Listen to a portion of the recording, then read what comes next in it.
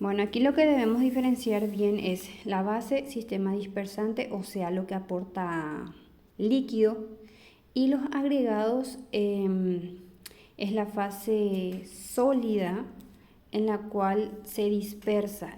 La base es agua, el agregado es polvo, o la base es leche, el agregado es polvo. Como si preparamos un toddy. La leche es nuestra base y nuestro agregado es el polvo del chocolate. ¿Qué hacemos? A la base le echamos el toddy y revolvemos, y ahí ya está, se debería de volver una preparación homogénea, o sea que en ambos, tanto base como agregados, están diluidos entre sí y conviven entre sí en paz y armonía. Los agregados a la base se pueden hacer a través de alimentos, productos enterales o módulos. También los agregados se utilizan como módulos. Como les expliqué anteriormente, si no llegamos con una fórmula al aporte que queremos llegar de algún macronutriente, le agregamos, valga la redundancia, un agregado, y ahí está, con eso podemos completar. Características físico-químicas. Bueno, en cuanto a las características físicas de las fórmulas, la consistencia siempre tiene que ser líquida o semilíquida. Temperatura ambiente. Debe estar refrigerado, pero para administrar siempre debe estar a temperatura ambiente. Tener en cuenta el sistema de administración. Tener en cuenta también, por favor, nunca se puede administrar una fórmula caliente ni tampoco fría. Delicadísimo que llegue al estómago una sustancia caliente. ¿Cómo así que llegue directamente al estómago una sustancia fría? Esto va a producir rápidamente una reacción adversa como una diarrea, un reflujo, un dolor que por supuesto no queremos y se debe evitar. Residuos con o sin agregados de fibra. Residuos se encuentran disminuidos, pero en muchas circunstancias necesitamos aporte de fibra. Entonces, para eso las fórmulas ricas en fibra o los módulos de fibras también podemos utilizar. Volumen, densidad calórica igual a 1. Ya sabemos que la densidad calórica es la cantidad de calorías que contiene cierta cantidad de volumen. Bueno, en cuanto a las características químicas, sabor, aroma y color deben ser bien agradables y definidos por la boca y neutros por la sonda. Si le vamos a dar la nutrición enteral por la boca, o sea, como si fuera que vamos a tomar un café, un té, un toddy, como les dije, claro que debe ser agradable. Sin embargo, si esta nutrición no va a pasar por la boca, por donde están las papilas gustativas, debe ser neutro. En ningún momento el paciente que recibe alimentación por sonda desde la nariz pues, puede poder identificar el sabor de los alimentos, entonces debe ser neutro. Condiciones que debemos cuidar cuando preparamos una fórmula enteral. Por supuesto, la viscosidad. Imagínense un líquido viscoso. ¿Cómo va a recorrer la sonda? La manguerita, obviamente que no. Va a ocasionar oclusión. O sea, mayor viscosidad, mayor probabilidad de oclusión. Estabilidad, velocidad de separación de las dos partes, sistema disperso y sistema dispersante. Como les dije también en el ejemplo del toddy y la leche, debe ser una mezcla totalmente homogénea. Está dado por el tamaño de las partículas del soluto y del solvente.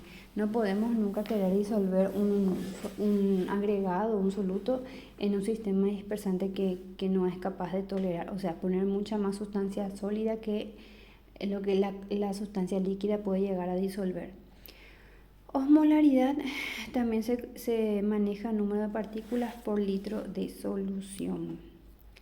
Bueno, otro tema muy importante, las técnicas de infusión, o sea, cómo le vamos a dar esa fórmula.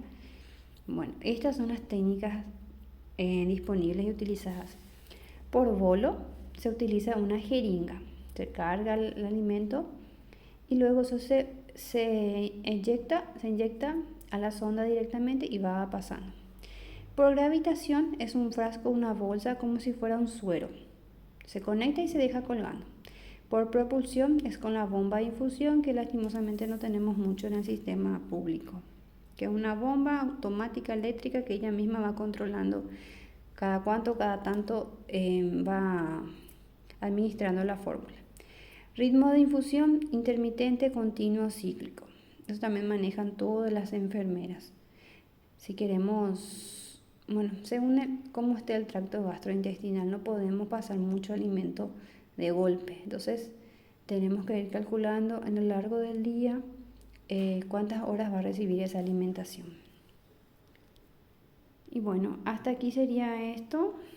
Nutrición enteral, yo les quiero decir que es una parte de la nutrición muy importante, muy delicada, pero no es difícil. Si se ponen a leer el material o a escuchar, van a darse cuenta que es muy fácil diferenciar una cosa de la otra, siempre y cuando razonen, porque sí son términos que nos perdemos fácilmente. Pero la verdad que deben conocer. Es una nutrición que se utiliza muchísimo en los hospitales. Quizás algunos de ustedes más o menos tienen una abuelita, alguna persona inmunodeprimida que consume alguna fórmula enteral, como es el Ensure, por ejemplo, que es la más común en el mercado. Y ese polvo, ese Ensure que sabemos que es costoso, eso es nutrición enteral. Y vemos el envase, nos muestra cómo diluir, en qué podemos diluir, la temperatura, todo eso significa nutrición enteral. La nutrición enteral no es algo raro, no es algo que nunca se ve, es algo muy, muy presente y muy común de ver en todos los hospitales, centros asistenciales. Entonces, por eso ustedes deben de conocer lo básico por lo menos. Y yo creo que aquí le incluí lo básico, como para que entiendan, dimensionen de qué trata, cuál es su uso y si realmente entienden se van a dar cuenta que es algo que es muy demasiado útil para implementar una nutrición efectiva para el paciente hospitalizado. Si tienen alguna duda sobre este tema, por favor me avisan y vamos a estar comentando al respecto. Luego les envío la tarea sobre este material. También tienen que tener tarea, claro. Y por supuesto va a incluir en nuestro examen. Así que lean, relean, escuchen, reescuchen. Es algo que de verdad les digo les va a servir muchísimo para su carrera profesional.